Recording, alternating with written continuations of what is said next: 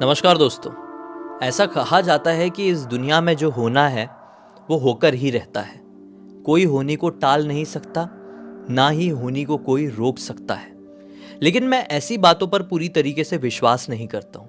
अरे आप खुद सोच के देखिए ना, फॉर एग्जाम्पल आपका नुकसान पहुंचाने के लिए कभी कोई अचानक से कोई पिशाच, भूत, प्रेत, आत्मा आ जाती है और आप परमात्मा से जुड़े हुए हैं, तो क्या ऐसी आत्माएं आपका कुछ बिगाड़ पाएगी? नहीं, आपकी किस्मत में वो बाधा डाल पाएगी? मुझे तो नहीं लगता है। ऐसी सिचुएशन में परमात्मा आते हैं और आपको बचाते हैं और आपकी होनी बदल देते हैं। मैं इस चीज का स्ट्रांग बिलीवर हूं, क्योंकि परमात्मा की इच्छा के बिना कोई पत्ता भी हिल सकता है क्या?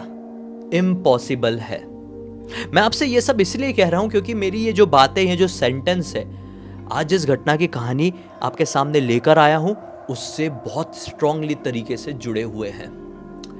आज मैं एक ऐसे व्यक्ति की कहानी लेकर आ गया हूं जो कि बहुत खतरनाक तरीके से किसी प्रेत आत्मा, किसी राक्षस या पिशाच कह सकते हैं, बहुत स्ट्रांग उसका सामना किया, लेकिन बाल बाल बच गया। बाल बाल भी कैसे बचा, वो कहानी बड़ी इंटरेस्टिंग है भाई। ऐसा मत सोच लेना कि मैं पहले ही बता दिया, पोल खोल दिया, स्पॉइलर दे दिया, मजा ही नहीं आएगा। नहीं, कहानी में ट्विस्ट एंड टर्न्स ऐसे कि मजा आएगा।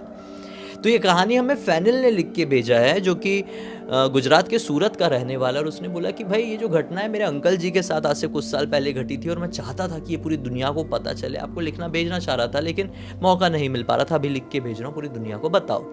तो भाई फैनिल ने अपने चाचा जी का, अंकल जी का नाम नहीं बताया, तो हम उनका नाम पंकज रख देते हैं। तो जो पंकज जी हैं, बचपन से शिव जी के बहुत बड़े भक्त थे। रोज सुबह उठते थे 4 बजे, 4:30 बजे तक एकदम नहा धो के टिप टॉप हो जाते थे और तुरंत अपने घर से थोड़ी आगे एक बहुत पुराना शिव मंदिर था, वहां पर पहुंच जाते, पूजा अर्चना करने के लिए एंटर करते। बहुत हैरान होते, पूजा अर्चना करते और बाहर निकलते। अब आप सोच रहे होंगे बहुत हैरान क्यों होते थे, रोज पूजा करने के लिए शिव मंदिर में जा रहे हैं। तो वो बहुत हैरान इसलिए होते थे क्योंकि अंदर जो था ना शिवलिंग, वहां पे इनसे भी पहले कोई पूजा करके चले जाता था और उस समय मंदिर के गेट बंद रहते थे और ये आके पहले व्यक्ति होते थे जो मंदिर के गेट खोलते थे और अंदर पहुंचते थे। तो अंदर ऑलरेडी शिव जी की पूजा हो रखी है। आप सोच रहे होंगे क्या बात कर रहा है भाई, ऐसा हमने कहीं तो भी सुने हैं, बकवास मत कर। हो सकता है, क्योंकि सच्ची घटनाएं तो दुनिया में फैली हुई रहती, दुनिया में जितने मुंह उतनी बातें होती है और कोई और यूट्यूबर ने सुनाया भी होगा, हो सकता है। लेकिन आप अभी मुझसे सुनिए, मैं कुछ नया बताऊंगा। तो इस मंदिर में यही देखते ये और बहुत हैरान होते, बहुत इनको शॉकिंग लगता, क्योंकि ये जो चीज अपने नवसारी के पास के मंदिर में ये देख रहे थे, इसके बारे में इन्होंने पहले कहीं और से भी सुने हुए थे। आपने भी सुने होंगे, मध्य प्रदेश में असीरगढ़ का एक बहुत प्रसिद्ध किला है। कहा जाता है कि अश्वत्थामा उस किले के पट खुलने से भी पहले वहां पर पहुंचते हैं और उस किले के अंदर एक शिव मंदिर है बहुत पुराना, वहां पर जाते हैं और सबसे पहले पूजा अर्चना करके लौट जाते हैं और कोई उन्हें देख नहीं पाया है। देखने की लोगों ने कोशिश भी की, उस मंदिर के अंदर कैमरे भी लगाए हैं, लेकिन रोज ब्रह्म मुहूर्त के समय में वो कैमरा ऑटोमेटिक बंद हो जाता और जब वापस से चालू होता तो शिवलिंग की पूजा हो गई है। और ये वहां पर ना जाने कितने सालों से होता आ रहा है और सब ने एक्सेप्ट किए हैं कि वहां पर अश्वत्थामा आते, और बहुत सारे लोगों ने देखने का दावा भी किए हैं। तो इन्हें बार बार यही लगता, ये नवसारी के अपने शिव मंदिर में भी देखते तो इनको बार बार लगता कि क्या अश्वत्थामा असीरगढ़ के किले के बाद यहाँ पे भी आते और यहाँ पे पूजा करके जाते हैं? अगर ऐसी बात है तो भगवान भोलेनाथ एक बार अश्वत्थामा से मेरा सामना करवा दो। कहा जाता है कि वो आपके ही एक अवतार जैसे, आपके ही एक अंश है, तो एक बार मुझसे उनको मिलवा दो। मैं देखना चाहता हूँ वो द्वापर युग के थे, कैसे होंगे, कैसे दिखते होंगे, कैसे शक्तिशाली होंगे। कभी मौका मिले तो महादेव, उनसे सामना करा दो। वो हमेशा से, बचपन से यही बात महादेव से कहते, क्योंकि वो बचपन से ये चीज़ देख रहे थे अपने उस मंदिर में, जिस मंदिर में ये पूजा करने जाते थे। उनकी ये इच्छा कभी पूरी नहीं हुई, ऑब्वियसली इतनी इजीली हो भी नहीं सकती थी। एक दिन की बात है, इनकी उम्र रही होगी यही कोई 25-26 साल के आसपास की। ये अपने घर पर थे, नवसारी के अपने घर पर बढ़िया आराम कर रहे हैं। उसी समय इनको किसी का फ़ोन आता है, इनके कोई रिश्तेदार, थोड़े दूर के रिलेटिव, जो कि इनके बाजू वाले गांव में रहते थे। और वो जो रिश्तेदार थे वो अपने पंकज जी के घर से लगभग कह सकते हैं 2-2.5 किलोमीटर दूर रहते थे। इनको फ़ोन आता है उस समय टेलीफोन होता था कि घर पे बहुत ज़्यादा तबीयत ख़राब हो गई है तो जल्दी से किसी को भेज दो। तो पंकज जी को बोला जाता है कि पंकज जा उनके घर पे, उनकी तबीयत ख़राब हो गई, ये कोई रिश्तेदार हैं, ठीक है। तो पंकज जी बोलते ठीक है जाता हूँ। तो इनकी साइकिल थी भाई, साइकिल देखे कि पता नहीं बदकिस्मती से साइकिल पंचर। बोले पंचर है यार, बाइक से जाते हैं। तो बाइक देखे कि बाइक स्टार्ट ही नहीं हो रही है, पेट्रोल वेट्रोल सब है। बोले मुसीबत है, उनकी ज़्यादा तबीयत ख़राब हो गई है, पंकज तू पैदल निकल। पंकज जी ने बोले ठीक है मैं पैदल ही निकलता हूँ। रात में लगभग 1-1:30 के आसपास ये नवसारी के अपने घर से 2-2.5 किलोमीटर दूर वाले गांव जाने के लिए पैदल निकल पड़े। अब नवसारी के बाद एक रेलवे क्रॉसिंग आती, वो रेलवे क्रॉसिंग को क्रॉस करते और वो वाला गांव लगता। तो ये उस रेलवे क्रॉसिंग तक पहुँचे हैं और फाटक बंद था। रेलवे क्रॉसिंग का जो फाटक होता है ना वो बंद था। वो सोचे कि मैं ट्रेन तो अभी हॉर्न मारते हुए दिख नहीं रही है, आने का कोई नामो निशान भी नहीं, फटाक से मैं क्रॉस कर देता हूँ, बाजू वाले गांव में पहुँच जाता हूँ। क्योंकि जो है दादी जी, दूर की दादी जी को उनकी तबीयत बहुत ख़राब है और उनका अर्जेंट फ़ोन आया हुआ है रिश्तेदारों का, वो शायद संभाल नहीं पा रहे हैं, तो इसलिए मैं क्रॉस करके चले जाता हूँ। तो वो जो फाटक था उसको झुक के क्रॉस किए ही और जा ही रहे थे कि पीछे से उनको किसी की आवाज़ सुनाई दी, ए सुन। तो ये रुक गए, बहुत भारी सी आवाज़ थी। रुक के पलट के पीछे देखे कि इतनी भारी आवाज़ में किसने बोला। तो पाया कि पीछे एक व्यक्ति बैठा हुआ है, बड़ा शांत सा, कंबल ओढ़ के बैठा हुआ है। हाँ ठंड का समय भी था, लेकिन इतना भी नहीं था कि ये पूरा सर से लेकर पैर तक कंबल ओढ़ा हुआ है। बोले आपने बुलाए? तो व्यक्ति कहता है कि हाँ। बस उसने सिर्फ हाँ कहा तो ये वापस से रेलवे क्रॉसिंग से जो अंदर घुसे थे वो फाटक से वापस से पीछे की तरफ आए और उस व्यक्ति के पास बढ़े। बोले क्यों बुलाया? तो व्यक्ति संस्कृत में कुछ कहने लगा। अब संस्कृत इनको इतने अच्छे से आती नहीं थी, तो बोले माफ़ करना अंकल, मुझे समझ में नहीं आ रही है कि आप क्या कह रहे हैं, आप हिंदी में बोल सकते हैं क्या? तो वो कुछ धीरे धीरे बोलने लगे। सामने जो भी बैठे हुए ना कंबल ओढ़ के, वो धीरे धीरे बोलने लगे। तो सुनने के लिए अपने पंकज जी थोड़े और आगे बढ़े। तो जब वो थोड़े और आगे बढ़े तो क्या पाए कि जो सामने अंकल जी बैठे हुए हैं कंबल ओढ़ के, उनके पास से बड़ी खतरनाक दुर्गंध आ रही है, बहुत ज़्यादा। बोले इनको ऐसा लगा कि ये कोई शायद मांगने वाले कोई है ऐसे जो रोड में ही रहते हैं, नहाए धोए नहीं होंगे, इसलिए इनके पास से स्मेल आ रही होगी। मैं फटाफट सुनता हूँ इनसे और निकलता हूँ, क्योंकि मेरी दादी जी की भी तबीयत बहुत ख़राब है। अंकल बोलिए, थोड़ा ज़ोर से आवाज़ नहीं आ रही। तो वो कहते हैं कंबल ओढ़े हुए अंकल, उनका चेहरा अभी भी नहीं दिख रहा है। अंकल कहते हैं कि आगे मत जा, मुसीबत है। तो सोचते हैं कि अंकल आप ऐसे क्यों कह रहे हैं? पंकज जी बोलते हैं कि अंकल आप ऐसे क्यों कह रहे हैं? तो फिर वो संस्कृत में कुछ बोले, फिर ये बोले कि अंकल माफ़ करना, संस्कृत नहीं आती और मुझे लेट हो रहा है, बताइए तो सही। बोले क्या माफ़ करना लगा कर रखा है, ऐसे बोल के कंबल हटाए हैं। और जब उनके रूप को इन्होंने देखे पंकज जी ने, तो ये शॉक्ड रह गए। बूढ़े तो थे, बहुत बूढ़े, भयानक वाले बूढ़े, लेकिन उनका जो शरीर का वो जो था ना, वो क्या बोल सकते हैं, उनकी कद काठी इतनी स्ट्रांग थी कि अच्छे कच्चे हट्टे कट्टे इंसानों की भी नहीं होती है, बहुत स्ट्रांग। देख के मतलब ऐसे लगे कि 20-20 लोगों को एक झटके में गिरा दे, ऐसे दिख रहे थे। बूढ़े बहुत हैं, सफ़ेद बाल हो चुके हैं, सफ़ेद दाढ़ी हो चुकी है, चेहरे में पूरे शरीर में ऐसी झुर्रियाँ आ गई है, लेकिन स्ट्रांगनेस अलग दिख रही है। वो अभी भी उस पत्थर के ऊपर बैठे ही हुए हैं। बोल रहे हैं कि क्या माफ़ करना लगा रखा है, जब एक चीज़ कह रहा हूँ तो समझ में नहीं आ रहा है।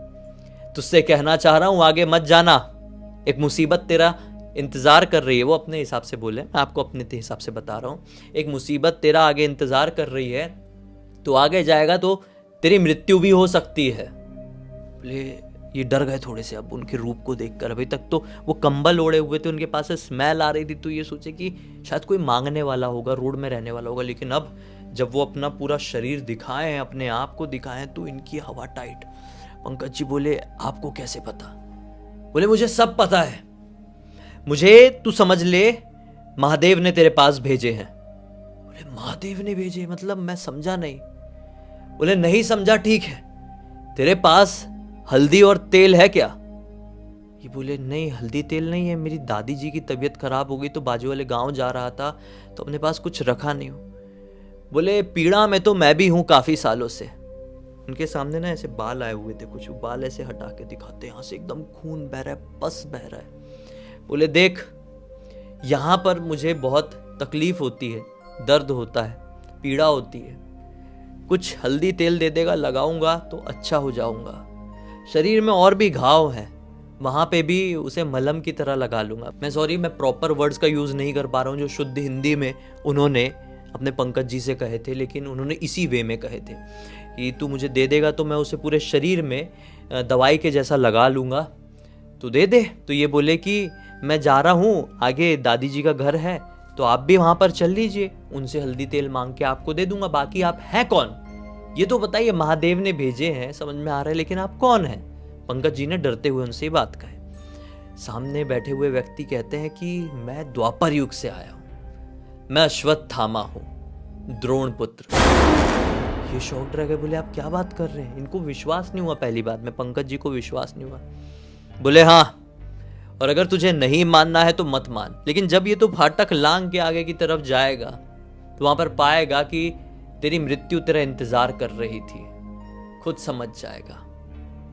तो इनको थोड़ा सा ऐसा लगा फिर भी कि पता नहीं जो भी अश्वत्थामा है या नहीं है, एक बार मैं इनके चरण स्पर्श कर लेता हूँ, क्योंकि इनके पास से एक अलग ही वाइब आ रही थी। तो ये झुक के चरण स्पर्श कर लिए और उन्होंने भी हाथ उठा के आशीर्वाद दिए इनको, कुछ बोले नहीं। और इतने में ये जैसी उठे हैं, मतलब सोचे कि कुछ और बात करता हूँ, इतने में लिटरली एक जोर की हवा का झोंका आया और इनकी आंख में धूल गई, और जैसे जब ऐसी आंख मल के वापस से खोले तो इनके सामने कोई नहीं था। इनका दिमाग खराब हो गया, बोले ये क्या हुआ? ये 2-3 सेकंड के लिए वहां पर बंद गए और पीछे से धाड़ से बहुत जोर की आवाज सुनाई दी, बहुत जोर की। ये जैसी पीछे पलट के देखे उस आवाज के कारण, तो पीछे देखे तो क्या पाए कि एक बहुत बड़ा ट्रक, जो बड़े वाले ट्रक होते हैं ना, वो अनकंट्रोल्ड स्पीड से आ रहा था। और जस्ट ये क्रॉसिंग को क्रॉस करते से ही एक पेड़ से टकराकर वो ऐसा पलटा है जिसकी भयानक तरीके से कोई लिमिट नहीं थी। शायद उस ट्रक के अंदर 3 लोग थे। ये दौड़ते दौड़ते फिर से रेलवे क्रॉसिंग को क्रॉस करके उस ट्रक की तरफ पहुंचे और देखे कि वो तीनों लोगों का जो ये वाला पार्ट है शरीर से अलग हो गया है। तीनों लोगों की वहां पर खतरनाक तरीके से मृत्यु हो गई है। सामने एक जानवर था, अब वो कौन सा जानवर रहा होगा पता नहीं, लेकिन वो ट्रक के नीचे आ गया था और उसकी भी पूरी, मतलब समझ लो शरीर की एक एक अब वो अंतड़ियां बाहर आ गई थी। और वो जानवर भी समझ में नहीं आ रहा था, सिर्फ एक ऐसे एक्सीडेंट से, ऐसे इम्पैक्ट से। और उस सामने मरे हुए उधड़े हुए जानवर को देखकर इनको ऐसा लगा कि इस जानवर की जगह मैं भी हो सकता था, तो मेरी जान क्या सचमुच में अश्वत्थामा ने बचाए? और इनको वहीं पर रोना आ गया, लेकिन ये रोकर क्या करते? शॉक्ड रहे आने वाले 5 मिनट तक। बोले मैं ये क्या कर रहा हूँ, यहाँ से जल्दी जल्दी भागता हूँ और आगे पुलिस स्टेशन या फिर कुछ ऐसा अस्पताल जैसा कुछ दिख जाए तो मैं जाकर बोलता हूँ उनको। इनको कुछ समझ में भी नहीं आ रहा था, एकदम दिमाग काम करना बंद कर देता। ये दौड़ते दौड़ते वहाँ से गए और किस्मत से इनको वहाँ पे एक पुलिस स्टेशन दिखाई दी थी और पुलिस स्टेशन में बात बोल दी कि वहाँ पे ऐसा ऐसा हुआ है। पहले के टाइम पे तो ऐसे मोबाइल भी नहीं होते थे ना, टेलीफोन ज़्यादा चलते थे, तो नहीं कर सकते थे ना वहाँ पे ऑन द स्पॉट खड़े रह के फ़ोन। तो पुलिस वालों ने बोले ठीक है हम जाकर देखते हैं, और पुलिस वाले वहाँ से निकले और ये दादी जी घर पर निकले और दादी जी का भी जो भी ट्रीटमेंट था उनको ले जाके हॉस्पिटल वगैरह में करवाए होंगे और वो भी फिर ठीक हो गई। लेकिन इनको एक बहुत अलग चीज़ मिल गई लाइफ की। क्या मिल गई? कि अश्वत्थामा इनके सामने आ गए। बचपन से जो ये शिवजी से मांगते थे वो आज पूरा हुआ। किस रूप में पूरा हुआ? कि महाकाल ने उनके सर पर आए हुए काल को ऐसे टाल दिए, ऐसे। किसकी मदद से टाले? अश्वत्थामा जी की मदद से टाले, क्योंकि ये बचपन से प्रार्थना करते थे कि एक बार कभी ऐसा हो तो अश्वत्थामा के दर्शन करा देना। इन्होंने कर लिए शिव जी के अंश के दर्शन, जो बहुत सारे लोग जीवन में सोचते रह जाते, सपने देखते रह जाते, इन्होंने एक्सपीरियंस कर लिए। लेकिन इतना भयानक एक्सपीरियंस, इसे नियर डेथ एक्सपीरियंस कह सकते हैं। इनको ऐसा लगा कि मैं तो गया ही था, वो जानवर को देख के सोचे कि इसकी जगह मैं हो सकता था अगर मैं रुकता नहीं वहाँ पे, उस व्यक्ति से बात नहीं करता, यानी अश्वत्थामा से बात नहीं करता, उनके चरण स्पर्श नहीं करता, तो मैं तो गया था, मेरी तो ऐसी चटनी बन गई थी। बहुत दिनों तक ये बात मन में रही। फिर इन्होंने जब थोड़ी बड़े हो गए, पीढ़ियाँ इनकी आगे बढ़ी, तब ये बात इन्होंने अपने भतीजे को बताए।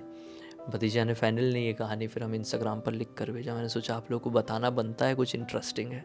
लेकर आया। हाँ, इतनी ज़्यादा भली डरावनी नहीं थी, बहुत सिंपल थी, उस वे में नहीं बोल पाया, लेकिन कई बार मैं खुद कहानियों में इतना खो जाता हूँ, उस मोमेंट में इतना चले जाता हूँ कि फिर मेरे पास वर्ड्स नहीं होते। आज मेरे साथ यही हुआ, मैं अपने आप को वहाँ पर पाया हुआ था। मैं ऐसा सोच रहा था कि मैं पंकज जी के साथ हूँ, इसलिए क्लियरली नहीं बोल पाया, माफ़ करना, लेकिन मेरा कल का वीडियो बहुत प्रॉपर होगा।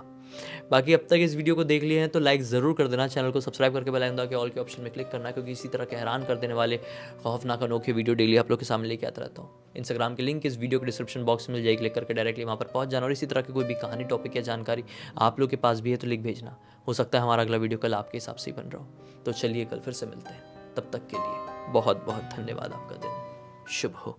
हर हर महादेव।